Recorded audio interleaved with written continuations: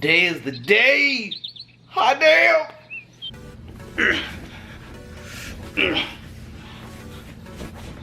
Get out the way, Sadie! Move! It's UCL day! I gotta hurry up! The UCL is back, and they're missing the coach of the most important team! Okay. I might have woken up late, but I am here, and I am ready to talk about the UCL Season 2 Tucson Terrakions. I am your coach, and something's just not right. There we go. All we were missing was a little bit of Coach's swag. What's good, YouTube? Never you're back again once again. And today we are here for the UCL Season 2 Tucson Terrakions Draft Recap. Today we're going to be talking about why we chose who we chose, why we drafted who we drafted, and more. So if you guys are hyped for Season 2 of the UCL, so many of you have been asking, when is the UCL coming back? When is the UCL coming back? When is the UCL coming back? If you are hyped for UCL Season 2, if you're a proud member of the Nation, and of course, if you are supporting the motherfucking Tucson Terrakions from beginning until the end, make sure you smash our like button down below for us, because you already know your support is greatly appreciated. Now, let me summon the Pokédex so we can dive into this. It's not working. Alright, so everybody want to know why we drafted, who we drafted, and unfortunately, even though there is a beautiful, powerful, strong, independent Terrakion on your screen right now, we did not draft Terrakion on our team this year, but the Durham Dreadagons did, and so many of our other mons were sniped and taken away from us this year. This year's draft was probably the most snipe-heavy draft for us, probably because last year we didn't really have any plan going into it. We kind of just, like, YOLO'd it, and this year, I wouldn't say I necessarily had anything, like, really planned out. Like, I know there were some coaches that had, like, first-round picks, and if those got sniped, we have these picks, and then if these get sniped, we have these picks, and it's like, I didn't. I just kind of just went with it. I had a few mons that I had my eyes on, and probably about half the mons that I wanted ended up being sniped because your boy has the absolute worst luck ever. If anyone ever tells you that I'm lucky, they are fucking lying. They are fucking lying, because I had so many mons sniped. Flygon, he was a member of the Tucson Terrakions last year, sniped. Liability, our crocodile, sniped by the Durham Dreadagons as well. We had Entei, we wanted to snatch up. Nexus and I have been battling for the past 6 months. We say, you know, Nexus is my dog, that's my nigga, that's my boy. We've been team building forever and ever. And we say, you know what? If we'll work together to get mons on our team and whatever, but the one mon that was off limits, the one mon was Entei, sniped. Neither of us got it. Cindy, our Gastrodon, our precious Gastrodon, sniped. Mrs. Puff, our Quillfish, sniped. All these mons that I wanted, gone. So, we rebuilt. We did what we could as the draft went along. And at first, I was a little upset with our squad. You know, I thought, oh, this isn't going to be as good as I thought it was going to be. But you know what? It is okay. It is okay. It is okay. We rebuilt, we redesigned, and we will reclaim what is rightfully ours! I'm sorry about the Seth Rollins pun. Hey, I'm just living in the moment, okay? Let me have it. Okay, so up first, the first member of the 2016 Tucson Terrakions, we should say. Let's go ahead and get them pulled up here on the screen for you guys. She is a returning member. She was our team captain last year. She is our team captain this year as well. Ladies and gentlemen, please give it up. Welcome back, the one and only Titania, Queen of the Fairies. Titania has returned. She is also our Mega Evolution. If you guys are not familiar with the rules for the UCL, each team is allowed one Mega Evolution, and Titania is ours. She was our first round draft pick simply because, like, there were other OU draft picks that I wanted to get. There really were. I'll be 100% honest. She was not the highest up there on priority for me. But as my turn came along, I was sitting there thinking, you know what? I don't really want anyone else to have this Mega Evolution. Not just because, like, oh, she's a good Mega or she's a bad Mega or whatever, just because, number one, I don't have to go up against it. I'm just saying, last year against the St. Louis Rampardos, she did 50% to a Mega Metagross with Hyper Voice. That is pure, raw power. That is pure, raw power. power. You cannot deny that. 50% resisted to a mega Metagross with a Hyper Voice. That is wild. And of course, a lot of people know that Psychic types, Fairy types are very, very broken in 6th gen. They do a lot of damage. They're a huge focus in the meta right now. So I'm very, very happy to pick up one of, if not arguably the best Fairy type out there in Mega Gardevoir. So it was one of those things where as the draft picks are going along, I was sitting there thinking, you know, I'd like to have Mew, sniped. I'd like to have Landorus, sniped. I'd like to have this Mon, sniped. All these other Mons went by and I was like, you know what? Let's just go ahead and knock it out right out of the way. We're going to go ahead and pick up Titania, Mega Gardevoir. We know how to use her, we know how to fit her in on teams, and like I said, there are a few teams even this year. I've sat down and looked at other teams that are drafted. There are a few teams this year that have switch-ins for a Hyper Voice from Titania. I'm just saying, there are some teams out there, and y'all know who you is, that don't have switch-ins for a Hyper Voice for Mega Gardevoir. So just having that raw power on our squad, base 100 speed as well when she Mega Evolves, which is kind of middle of the road, not anything crazy, but not really bad either. Base 100 speed as well as natural special defensive bulk, honestly it makes for a very excellent first round OU draft pick. Like I said, she hits like a truck, even when it comes to resisted mons, she hits like a truck. She's got decent special defense and decent speed as well, and like I said, we've used her before, so I gladly welcome her back to the Tucson Terrakions, our team captain, Titania, Queen of the Fairies. Up next, our second OU draft pick. Our second OU draft pick is kind of a mystery to me. It's a little bit of a mystery to me in the sense of I really wanted to branch out and find a new Mon to work with. And we have, I'm going to go ahead and introduce you to him, Joey Galaxy. Joey Galaxy, the Thundurus. Now, can we change forms? There we go. This is the one that we actually have on our squad. We have Thundurus in his Therian form. We do not have Thundurus Incarnate. That was drafted the Tulsa Talonflames, coached by Cuddle of Death. But we have Joey Galaxy, our Thundurus Therian, and the reason that I really wanted to draft him on the squad, number one, I wanted a little bit of diversity. You know, last year, if I remember correctly, our only electric type was Rotom Heat, 30 minutes, so I really wanted to focus more so on that. And I like the fact that it was electric type with Voltazorb. It's got flying type options as well, nice and powerful, in power flying, but he's just a fucking monster. Like, I'm sorry, that's the Let's Player in me, that's the person that didn't even care about competitive battling, whatever. He is a fucking monster. He looks savage as shit, and I thought, I'm sorry, this is like the 8-year-old in me coming out right now. Why'd you choose that Pokemon on your team? Because he looks badass. You got some problem? He looks badass. Okay, back to life, back to reality. He's honestly, he hits so terribly hard. Another reason that I chose Titania, our Gardevoir, is because of her incredible special attack stat. Same with Thundurus here. Same with Joey's Galaxy. I think he has like base 145 special attack.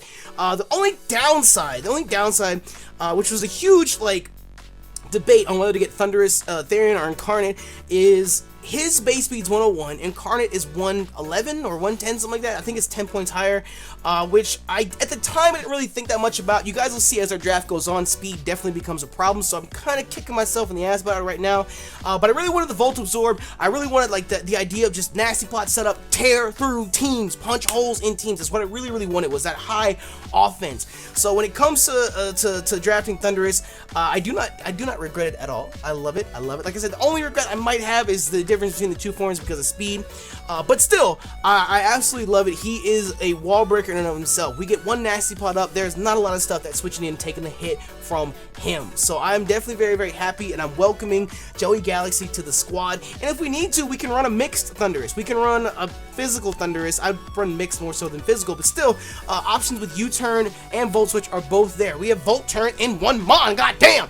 But still, I don't know, we might have to slap a Choice Scarf on him once or twice this season because he isn't as fast as his clouded brethren or his clouded form or whatever, which doesn't really make much sense to me. You would think when he's like free, he's not in the cloud, he'd be faster, but whatever, it is what it is. So definitely welcome Joey Galaxy, the Thundurus Therian, to the squad. I'm excited to use him this year.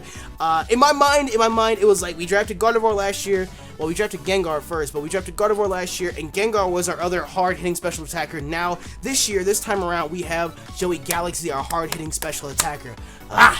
So, our third and final OU draft pick, again, if you guys don't know, we get 3 picks per tier, but our third and final OU draft pick is Pearl the Dragonite. Check Pearl out. Now, Pearl has a lot of haters. There are a lot of people out there that say Pearl isn't all that. Pearl's not good in draft format. Pearl this, Pearl that, Dragonite sucks, Salamence is better, whatever. All I know at the end of the day, you tell me what you got on your team that's swapping in on a Choice Bandit Outrage. You tell me what you got that's holding on to anything Dragonite's got to give you. I think it's got like base 135 attack or something like that, but still, going with the whole idea, I even said this in the draft, that I wanted to scoop up offensive mons in OU, because UU and in turn RU have a lot more bulk, so I wasn't super concerned. Oh, that's another mon that got sniped. Chansey got sniped from us too. Canada! We had Canada last year. I was going to draft Canada, but no, got sniped. Anyways, I want to draft a little more offensive power from OU, and we had 2 hard-hitting special attackers, so we need something more so on the physical side. Even though Dragonite could still be a little mix and have I'm gonna run a Hurricane Dragonite. We can try it out. I'm gonna try it out. Okay. Anyways, I am all over the place with this. This is kind of fucking wild. Anyways, I wanted a hard-hitting physical attacker, and Dragonite is that. Now, one thing that I really focused on last year is that I wanted someone that had E-Speed, because E-Speed always comes in clutch. That's another reason why I wanted Entei last year. And then Arcanine got snatched up, so we ended up drafting Lucario, Blue Note from UU, because he was our E-Speed user, and it does come in handy. This time around, we have Big Daddy, Big Mama Pearl here with her E-Speed, and like I said, she just hits like a truck. And at the same time, a lot of people, I honestly don't know why a lot of people shit on Dragonite that much. Is it because of its speed? I think it's like base 80 or 85 or something like that. I'm not 100% sure, because Dragonite has so much versatility behind it. I mean, for Christ's sake, it gets Ice Punch, it gets Blizzard, it gets Ice Beam, it gets what it's weak to. Like, it's got so much coverage: Thunder Punch, Fire Punch, Ice Punch, you know, Blizzard, Fire Blast, Thunder. You know, it can learn so much. I know those are just standard, but still, it's the example of just the coverage, the diversity that is there. Then you have the reliable E-Speed, Outrage, Dragon Claw, Hurricane, you want to be that guy, Wing Attack if you want to be that guy. If you want to be that guy, we can run Wing Attack, for Christ's sake. But still, what I'm saying is there's so much diversity in what Dragonite can do, and stack on top of that the fact that we have that beautiful, lovely multi-scale that runs with it as well. Honestly, to me, I think that's the one difference between Dragonite and Salamence. Like, Salamence is great, don't get me wrong. Moxie and Intimidate are amazing abilities, but still at the same time, it's just multi-scale. It just gives you that extra, like, you know what I mean? It just gives you that. Are you watching? You know what I mean? It just gives you that extra that you need in a battle, and almost ensures that a certain move goes off, or any move goes off. I mean, unless you were set up like +6, then you're just gonna tear through that multi-scale like it's nothing. But still, it helps ensure that, hey, this monster that we have on our squad, Dragonite, is going to hit you and hit you hard. It goes with the whole idea of Thundurus being a wall breaker. Dragonite, if we need to, even if we just need to attack one mon that's set up, we can go in, hit it as hard as we can, and either Dragonite falls, or because of multi-scale, we get a chance to hit it again. Who knows? Either way, I'm confident in our selection of Pearl. Even if no one else wanted her, I will scoop up Pearl. I would gladly welcome her to the Tucson Terrakions, and I hope you guys do as well. That finishes up our OU draft picks. Now moving on to our UU draft picks. I think it was like 6th or 7th or something. I wasn't at the very bottom, but I wasn't super high up either, so I was kind of happy that this mon wasn't snatched up. It is not, in fact, Rotom. No, I don't know. It's not. Stop. It's not. There we go. I was very happy that 30 minutes our Rotom Heat had not been snatched up yet, and I am glad, I'm proud to welcome it back as our first UU draft pick. Now, my heart was torn. You guys know I absolutely love Liability, the Crocodile. I love him so very much. But at the same time, 30 minutes on Rotom Heat, I'm pretty sure it came to every single battle except for one last year. During season 1 of UCL, it came to all but one battle. So it just comes down to, like, it was too good. It's too good of a mon. It is too good of a mon, especially in UU tier. Really, the only thing that cripples it is rocks. That's really the only thing that ends up crippling it, because it likes to Volt Switch out. But still, you can build Rotom Heat to be bulky. You can build him to, I mean, especially bulky or physically bulky. He can be somewhat offensive as well. So it's like there's too many options. There's too many things that you can do with this mon. It's honestly ridiculous. And plus, on top of that, he's quad weak to ground, but he's off the ground. So fuck your Earthquake, nigga. We off the ground with Levitate. I don't know. It's so great. We can build this bulky mon. He gets Will-O-Wisp as well. Do I need to explain why we drafted Rotom Heat? explain? Do I honestly need to explain? If you guys paid attention to UCL Season 1 last year, then you know good and well how much work this little guy put in.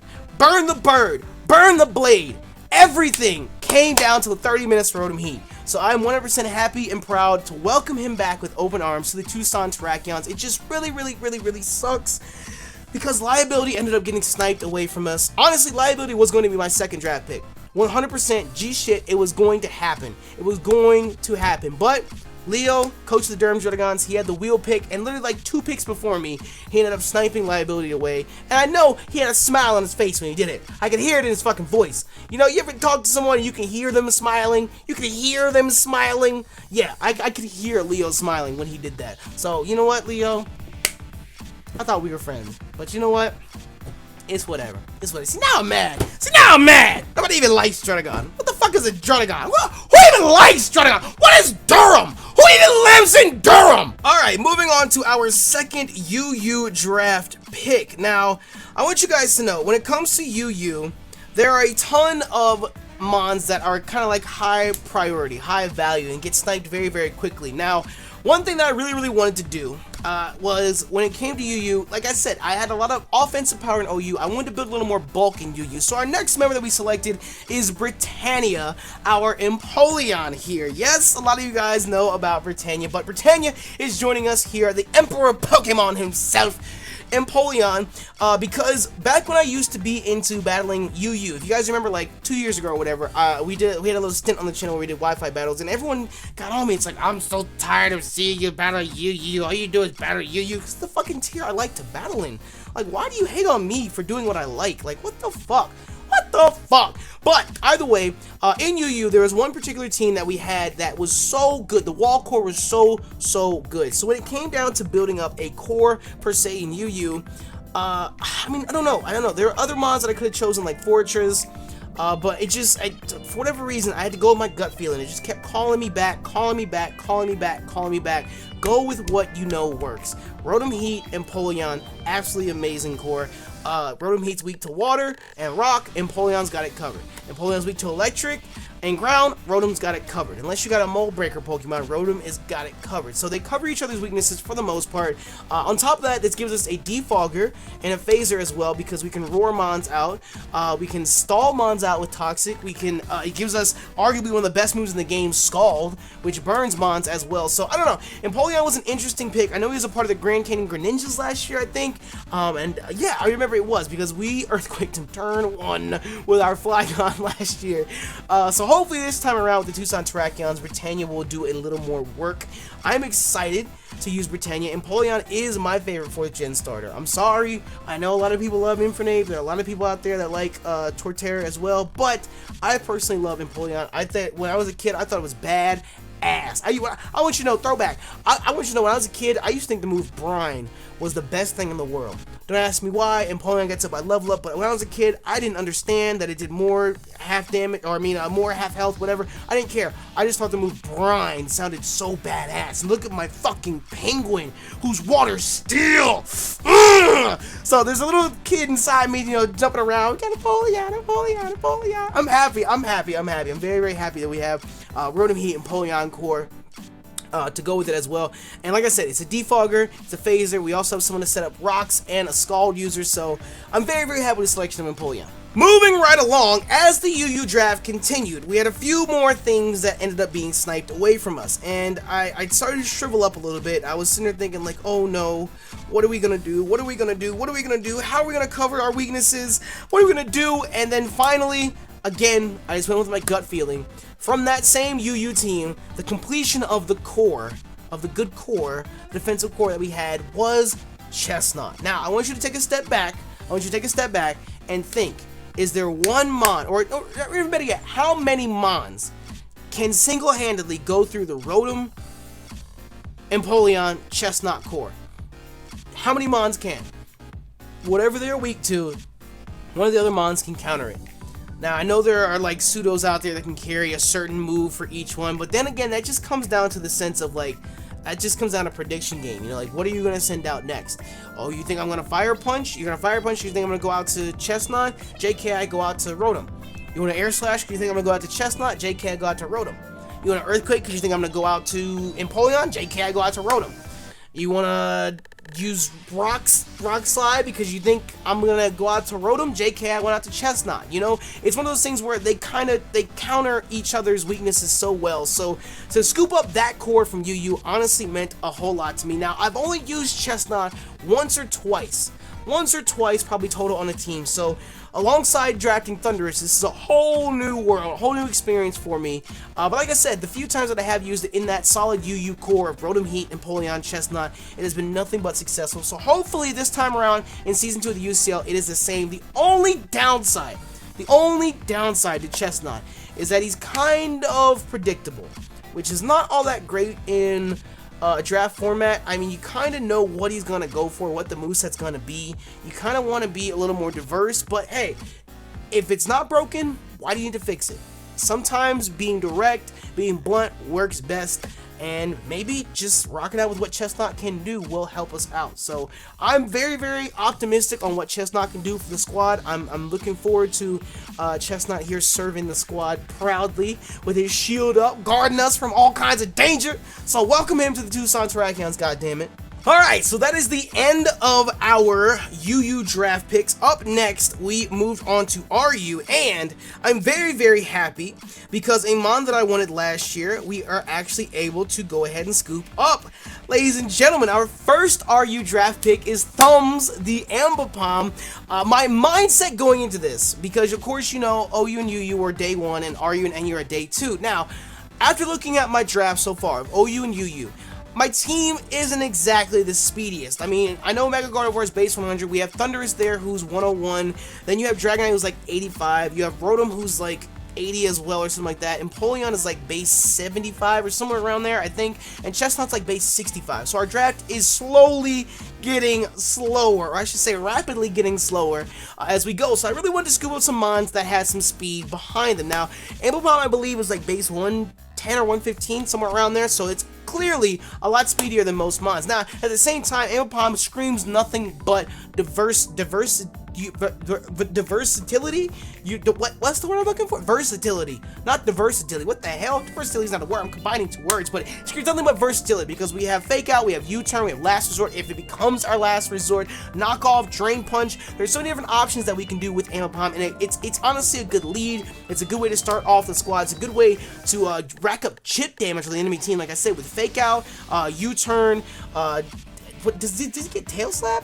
I know he gets some multi-hitting move. I can't remember what it is. Double hit? Is that what it is? Double hit?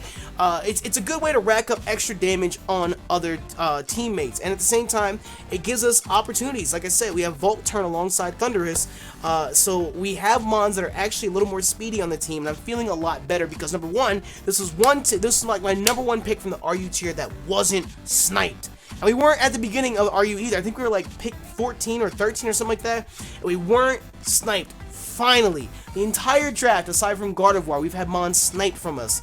But finally, this time around, no one in RU sniped us, and we were able to welcome Thumbs to the squad. I'm so very happy that he is here, and I cannot wait to put him to work. Woo! Now, our second RU draft pick, again, wasn't necessarily sniped from us. I can't remember who else there was. There was someone else that I had my eye on. It was, I think it was Cinchino?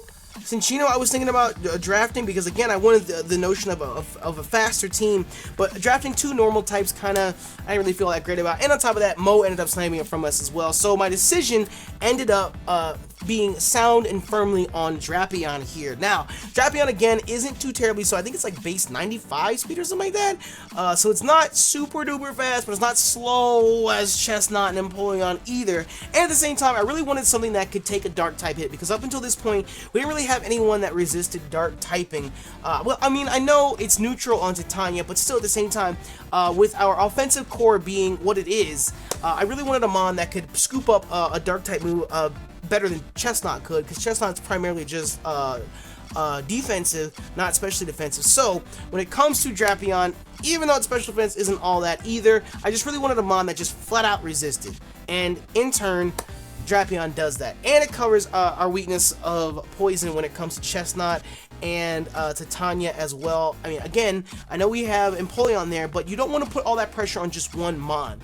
So I wanted a mon that was relatively speedy, not super duper slow, and could cover the weaknesses that we had. Drapion in turn became that. Again, the only downside to Drapion is that when it comes to League type format, it's really kind of one and done. You know what it's going to do. Its moveset isn't terribly diverse. I think the most unique thing it gets is Aqua Tail, maybe. We have someone who can set up Toxic Spikes. I think we have another Phaser. I'm pretty sure it gets Whirlwind. We have another Phaser as well. It can clear Toxic Spikes, of course. We can Scarf it. A lot of people like to run Scarf Drapion.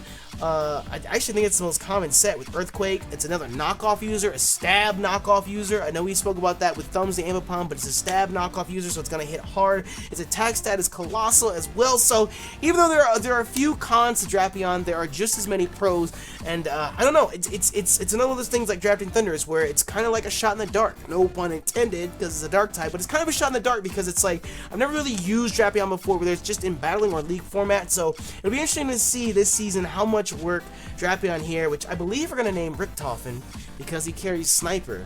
And if you guys remember, was that Glazed? No, that was Platinum. We had Richtofen, the Drapion, because when you play Call of Duty Zombies, you can get the Sniper out of the box, right? And Richtofen is like the most notable character from it, so we're just gonna name it Richtofen, okay? So you just like it. You just like it. God damn it. Anyways, welcome Drapion to the squad, the Tucson Terrakions UCL Season 2, god damn it. Now, the third and final RU pick. RU isn't the world's largest tier by any means, and I'm gonna be 100% honest, this wasn't the pick that we necessarily wanted. Now, I know I said that I know I said that our picks weren't sniped in Ambipom and Drapion, but by the time we came around, again, we had been sniped so many times, all that was remaining was just a handful of bonds in RU. It's not the world's largest tier, so we went with the best of a bad situation. The best of a bad situation in Gallade. Now, I know there's going to be a lot of you guys out there to say, oh, it's so cute, it's so adorable, you have Gardevoir and Gallade on the same team, oh my god, oh my god, oh my god. The reason I chose Gallade over anyone else that was remaining is, again, just because of the versatility. I was trying to think on the fly as I was running the stream, you know, what's a good mon that gets a lot of coverage? I know that Gallade runs Drain Punch, then Headbutt, or Psycho Cut. We have Leaf Blade as well. You know, there's Ice Punch. We have a lot of different options that we can run with Gallade, and he kind of hits a little hard, and at the same time he has decent special bulk, same thing he shares with Gardevoir. So I don't know, it was, like I said, it was kind of sort of the best of the bad situation. He was definitely not on my radar at all, like period. He was not on my radar at all when it came to drafting RU mons, but like I said, by the time our turn came back around after the wheel pick had gone through, there really wasn't much left for us to draft, so Gallade is kind of here. I don't know how many matches he's going to end up being brought into, but like I said, he can be kind of a wall breaker and hit hard. It's another knockoff user as well, so I don't know. We'll see what ends up happening, how much versatility he actually ends up being put in with, because it's not a Mega Gallade. Keep in mind, Mega Gardevoirs are Mega, so I don't know how I feel about Gallade. I just don't know. Welcome to the team, buddy. Welcome to the team. Moving out of RU and into NU now, we have 3 picks remaining. We have 3 picks remaining on the squad. Now, I want you guys to know that our first pick, 100,000,000,000%, was going to be Cindy the Gastrodon. I don't want there to be any doubt in anyone's mind. I wanted Cindy, probably the worst out of any other mon in this draft. From any tier, I wanted Cindy the worst. But literally 3 picks before us, or something like that, it was sniped away from us. It was wrongly taken by David, coach of the South Beach Slowkings. So in Season 2 of the UCL, they will have Gastrodon. And I want each and every one of you to know, everyone that is a supporter of Cindy, everyone that wanted Cindy on the Tucson Terrakions, I want you to know, it is my promise to you, that I will do everything in my power to obliterate, to crush, to annihilate, to decimate the South Beach Slowkings in this season of the UCL. I will make them never consider drafting one of our own ever again. Ever. I will embarrass them in the art of Wi-Fi battling. I will make sure it is done. So rest easy, Cindy supporters. Rest easy, Tucson Terrakions members. This travesty against us will not go unpunished. So, with Cindy sniped, we had to go with a decision on the fly. And I actually don't even have it on this copy of the game. Oh my goodness, I don't even have it. I used a different copy of the game, the one that we used for shiny hunting, because the Pokedex had been completed on that one. Apparently on this game, I've never seen an Amistar. I've never seen an Amistar, so Ammonite it is! Stop being lazy, Nappy. Just load up the other game. God damn it. Alright. I switched games to the copy that had the full Pokedex. I thought for sure it should have all the Mons that are on our squad, but guess what? We don't have Amistar in our Pokedex, god damn it. Anyways, the first NU draft pick, because Cindy the Grasshopper was sniped, is in fact Amistar here. I know a lot of you guys are gonna go crazy. There's no way we can lose a Lord Helix on our squad. Watching Dan coach the St. Louis Rampardos play with Amistar last year, that was our one flaw in that matchup. We prepared for so many other things, and I truly believe we could have won that matchup. And that's not me putting down Dan at all. I think going up against Dan's team, we put up one hell of a fight, and he even agreed that was probably one of, if not the best match from our schedule last year, whatever. It was one hell of a match. If you haven't seen that match against St. Louis Rampardos, definitely make sure you go back and check it out. But still, one thing that I learned is not to underestimate Amistar at all. It gets spikes, toxic spikes. You can set up with Shell Smash. It gets that God-given move of Scald as well. Is it kind of bright in here? I think it's kind of bright in here. I should close that window. Give me a moment. So maybe now I won't look like an angelic glowing angel. Is that necessarily a bad thing? But still, it shouldn't be as bright. Anyways, Amistar spikes, toxic spikes, set up with Shell Smash. We can rock out Earth Power. I believe it gets Stone Edge as well as Scald, the best move in the game, arguably. But still, Amistar has a lot of options behind it. It doesn't really help this speed issue with our team either, but hey, set up that Shell Smash and it's not lagging behind anymore. And it gives us another Stealth Rock user. Does it get Rapid Spin as well? I'm not sure if it gets Rapid Spin off the top of my head, but it does give us another Stealth Rocker on the squad, so we don't have to rely again on him pulling on for that one task, that one duty. It takes the pressure off of him and allows us to allocate it. I was gonna say calibrate it, allocate it to someone else on the squad. So Omastar is here. I hope that you guys are ready to welcome Lord Helix here with open arms, because I'm ready to just give me them arms, all them arms wrapping around my body, wrapping around my body. So after Cindy had been sniped from us, I really honestly kind of fell out of it. It didn't even matter to me anymore. The draft didn't even matter. I tweeted out and let everyone else pick my final mons for me. I was discussing with Nexus who I should draft next, and the idea of Golurk came up. Now again, it doesn't really help us with the issue of speed on our team, but when it comes to a draft type format, it gives us yet again another Stealth Rocker. It gives us a Spin Blocker and a Ghost type, because we haven't had a Ghost type on the team as of yet. It gives us a really hefty mon in the sense of defense, as well as a ground type, which I'm pretty sure up until this point we haven't had a ground type. No, we hadn't had a ghost or a ground type on the squad. So the idea of adding Golurk honestly wasn't that bad. Again, it was kind of like Galley in the sense it was like best of a bad situation, because when it comes to NU, there are honestly like an elite pantheon of great mons, and after all those go, you really kind of have to just go with like B and C tier mons after that. So Golurk in of itself, I'm not 100% upset with the pick. Like I said, it gives us a Spin Blocker, it gives us another mon to set up rocks, it gives us another defensive wall. The only downside, it doesn't really help us with our speed issue. It really doesn't. I know Golurk hits hard as a goddamn truck, and he has a lot of versatility because he gets all the punches. I think he gets knockoff. And of course there is Shadow Punch and Earthquake, obviously the two most important stab moves coming from him. So we have some options with this automaton Pokemon, which before I would name Optimus Prime, but this time around, since your boy is addicted to Overwatch, he will affectionately be named Reinhardt for our squad. So everyone, please welcome Reinhardt the Golurk to the Tucson Terrakions Season 2.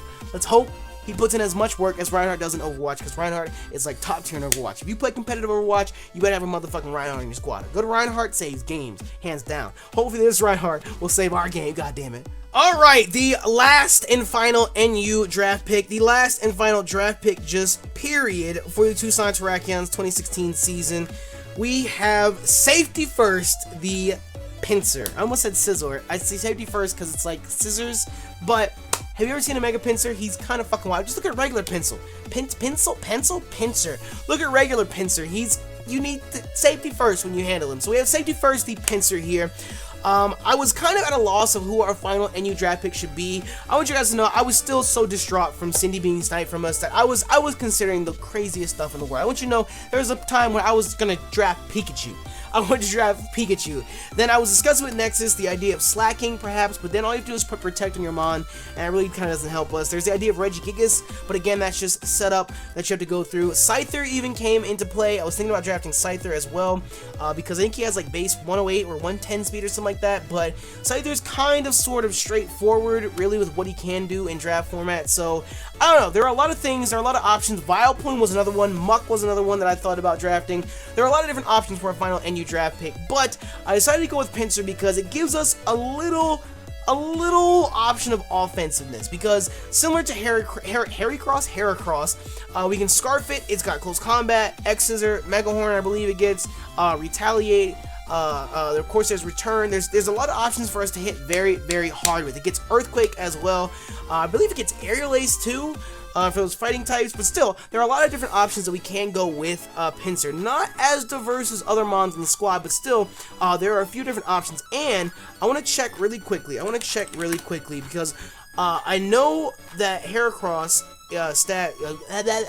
Heracross gets Moxie, and Pinsir does as well. I never remember. It's one of those things that I remember. It's like either they both get it or only one of them get it.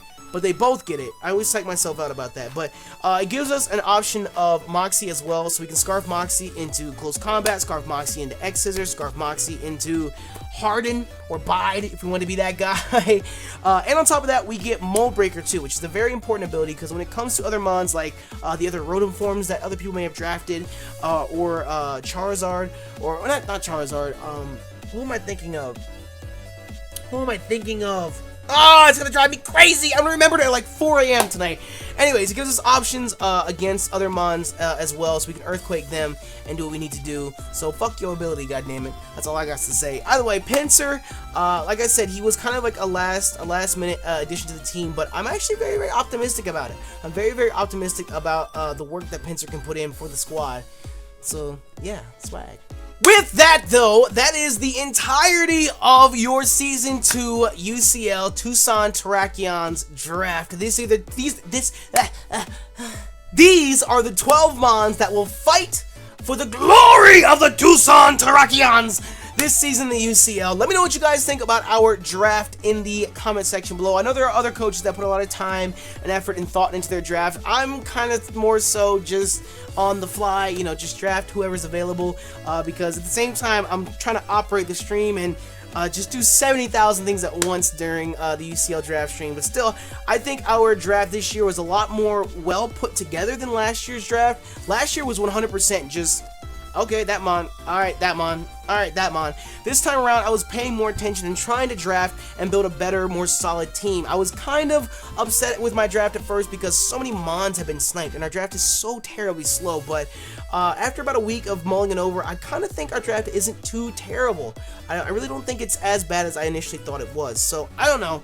UCL is still a learning process for us. This is only our second time around doing this, but I'm optimistic that we will perform at the most optimal pace we can this year.